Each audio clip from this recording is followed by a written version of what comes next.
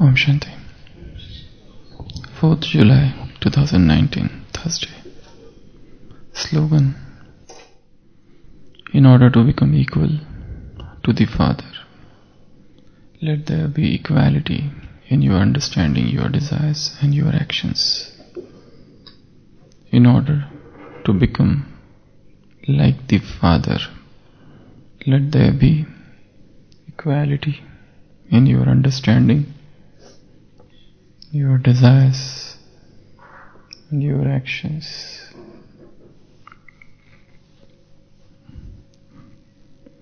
Often Baba talks about equality of thinking, speaking and actions. Here it is slightly different. Here Baba is saying what you understand and whatever you desire, and then whatever is your action.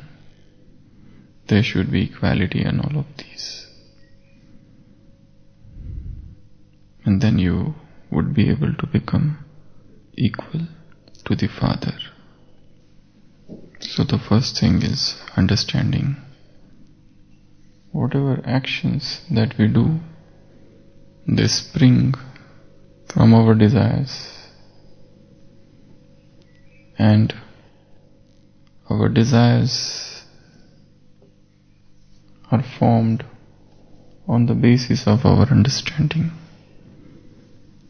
Less understanding, incorrect understanding, immature understanding leads to immature desires, incorrect desires, and whatever are the desires, the same would be the actions. So the actions, they are arising from desires, and desires arise from understanding. So Baba is saying, try to make all of these similar, and then you will become like the Father. So the first thing is understanding. The first thing is understanding.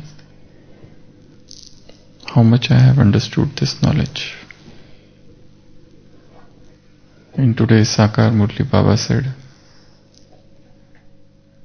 if somebody says that I have understood, but I cannot explain, it means you have not understood. If you have understood the knowledge, you will always explain it to others. Only those who explain it to others would get higher post.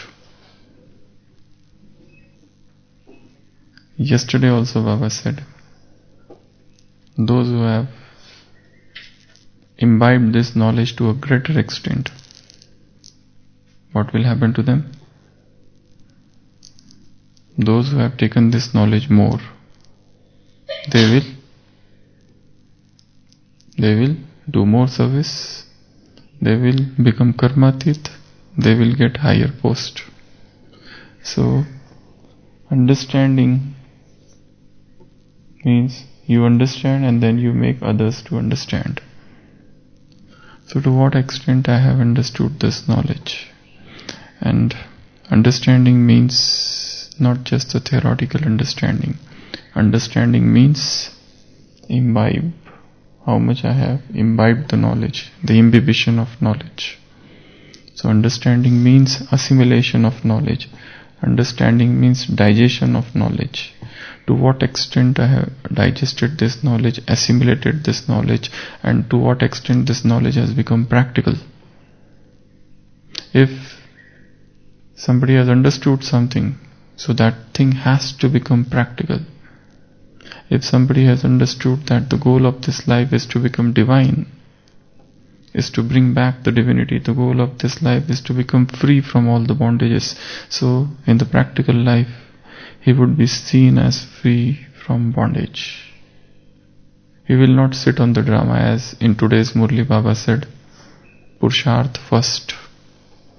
Purusharth first. You cannot say that let things happen as per the drama.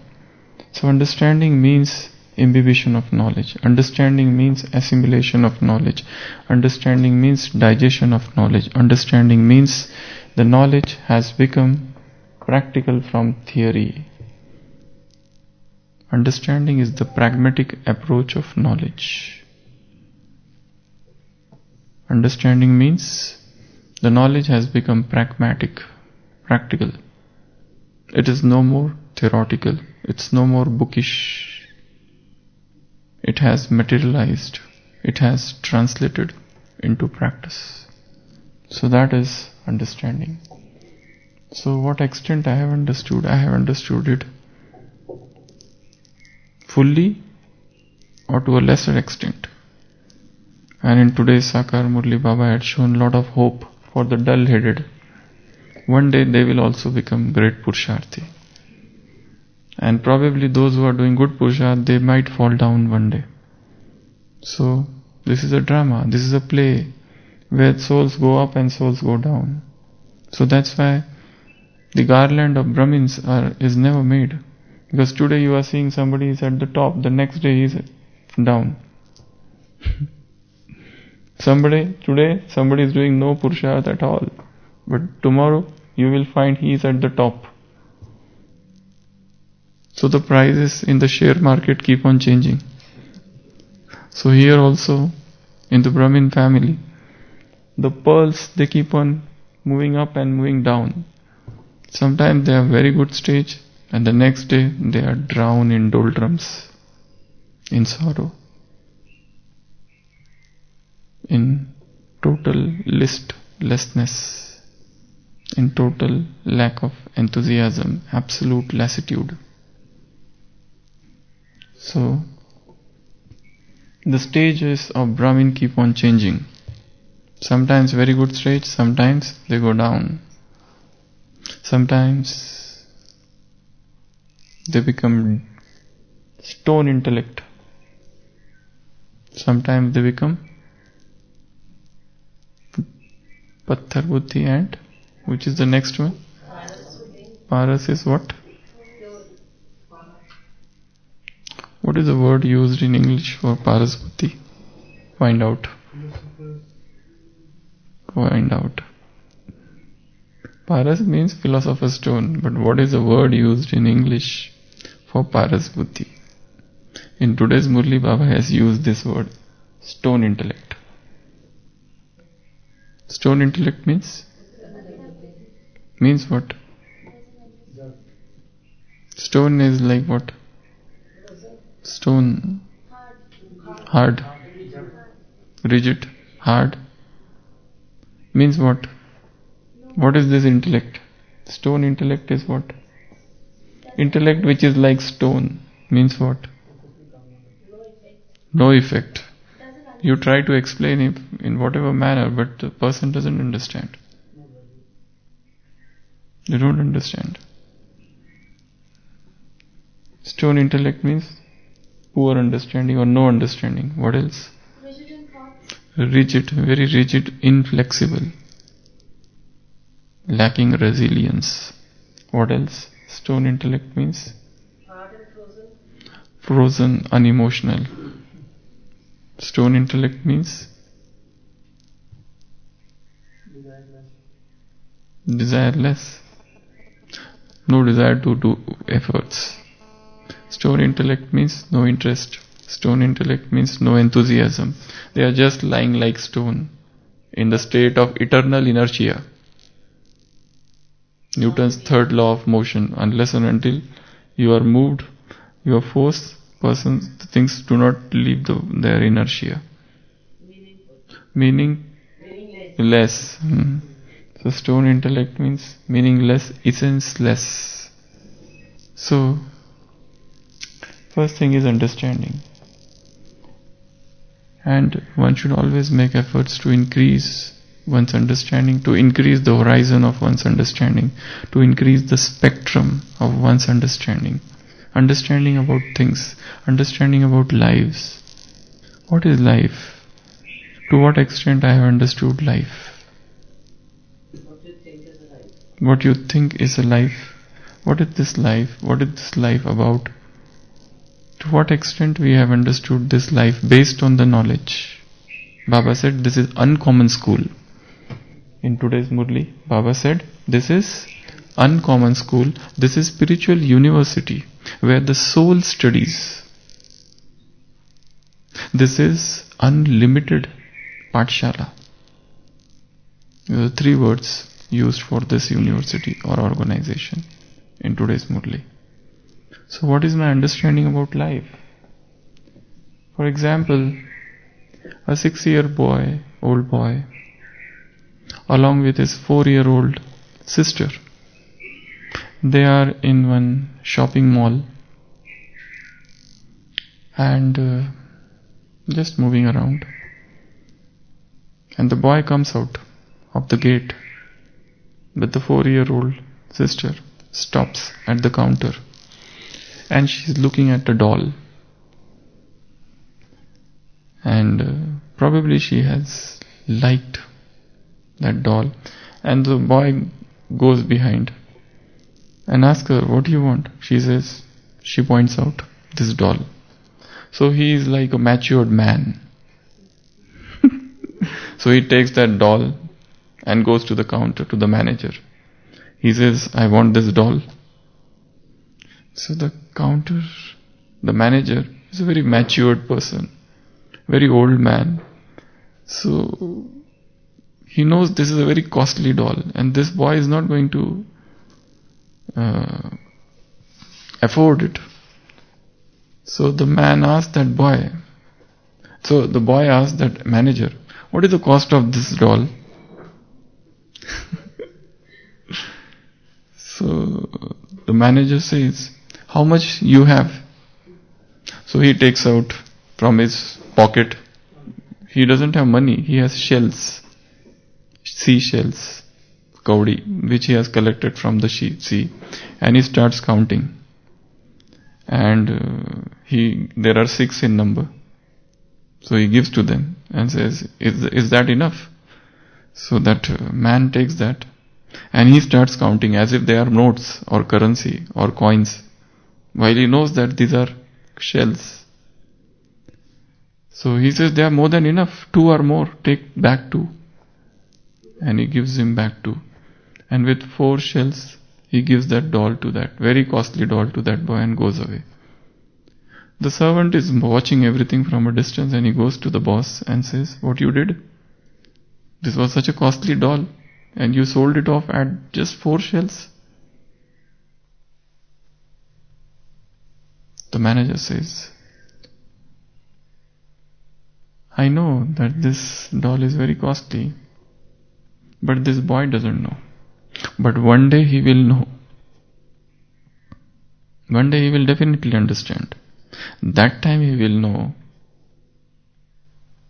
there are good people in this world still. That day he will understand that one shopkeeper gave me doll just to keep my feelings for the sake of 4 shells, though it was worth thousands of rupees. So that day would be a day of some divine revelation to that boy. So this is the mature understanding of life.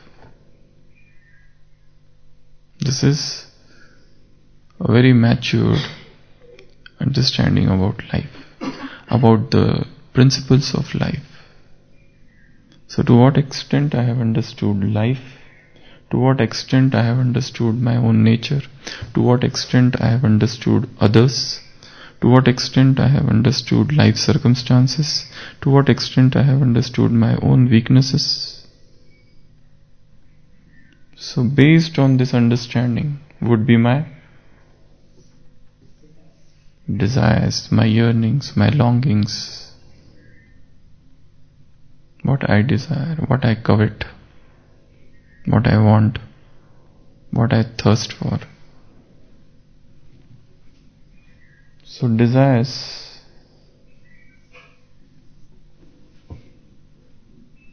are the direct progeny of understanding.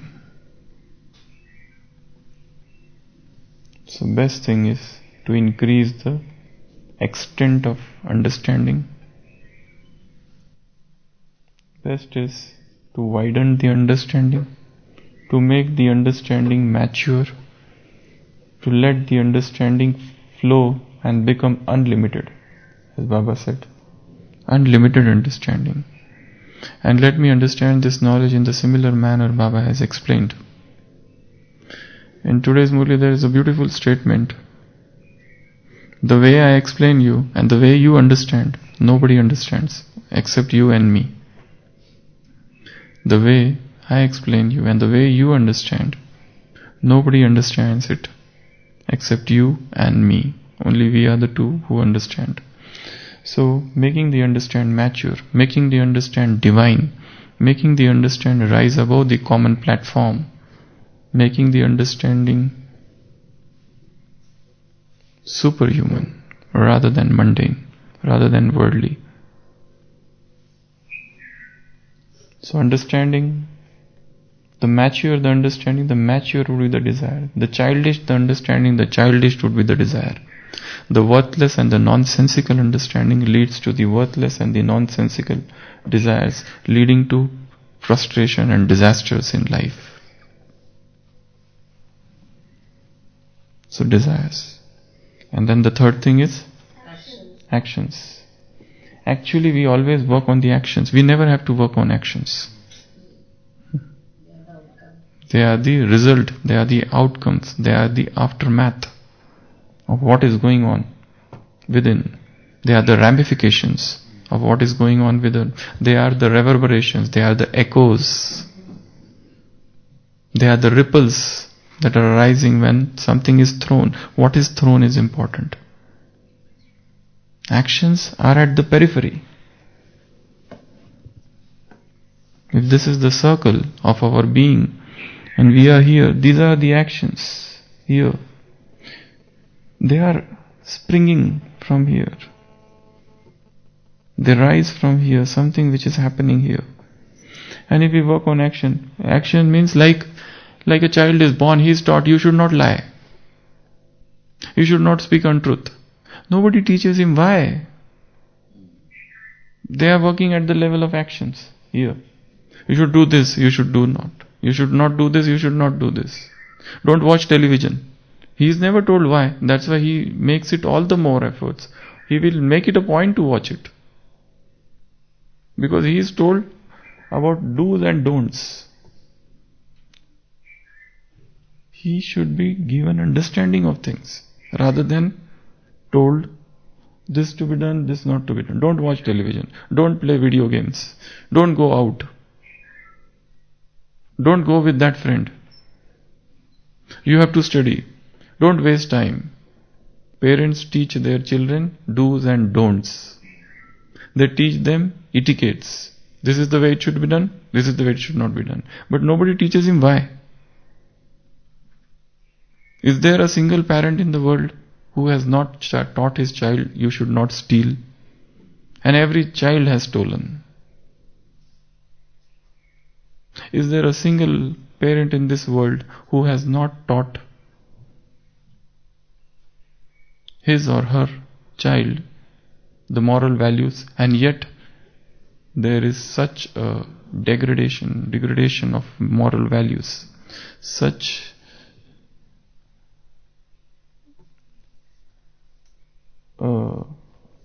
decline in moral values, in spite of the fact that every parent is teaching the child the highest of the principle. What they are doing is they are just teaching do's and don'ts. They are teaching this is to be done, that is not to be done. They are not teaching, they are telling. They are telling, and they themselves are not the embodiment. They are themselves are not the embodiment. That's why, and children never learn what you tell them. They learn what you do. They will mimic you. They will copy you. Like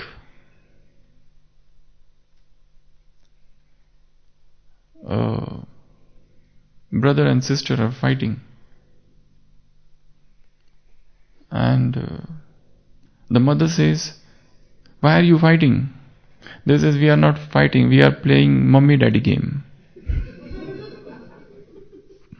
We are not fighting.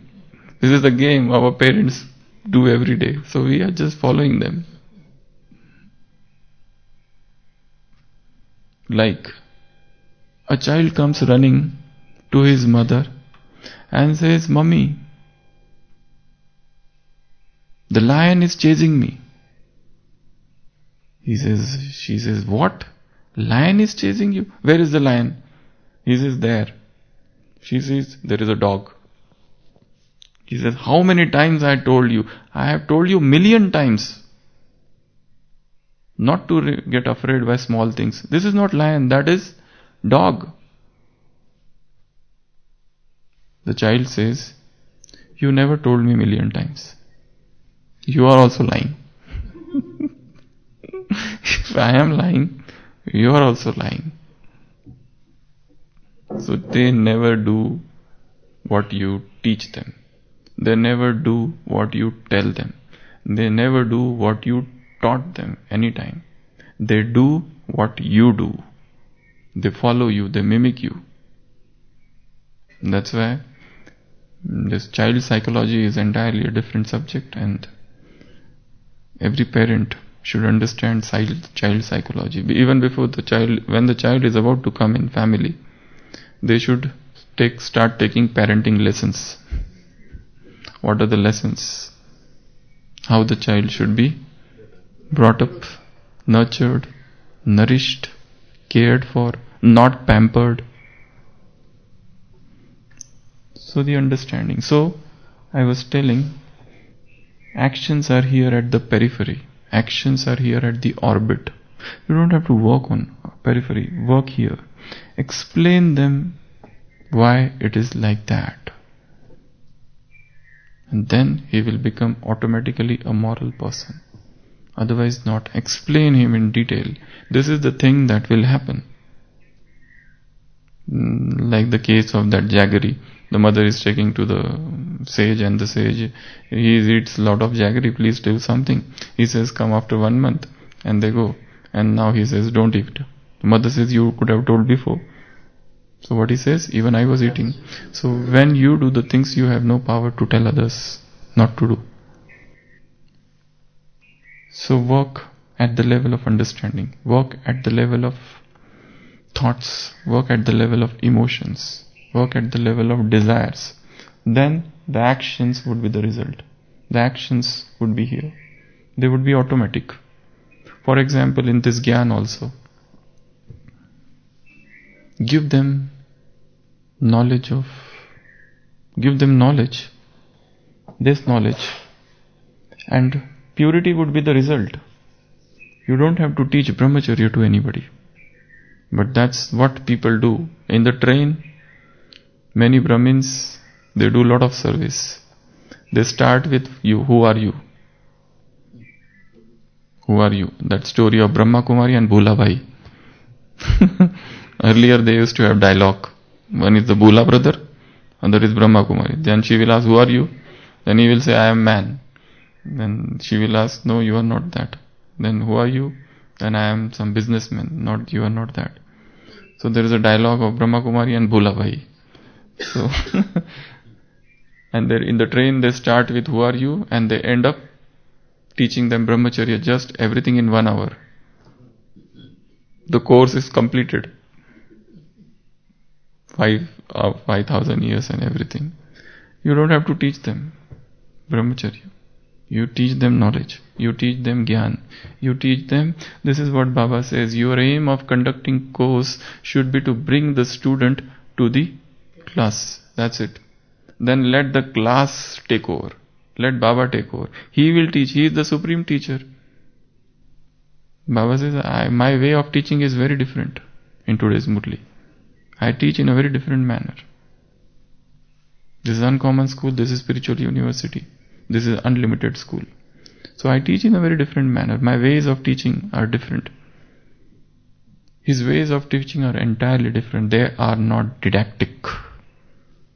You know what is didactic teaching? Didactic means do this, don't do this. Serving to teach, like this, finger is like this. Do this, do that, do that. This is known as didactic method of teaching. Baba's method of teaching is non-didactic. It's entirely different. So he doesn't teach in that manner. He teaches in a very different manner. His ways are entirely different. So, 3 things. First, understanding, then desires, and then actions. So, samajhna, chahna, and karna. These 3 things should become similar, and then you become Bap Saman. Then you become like the Father.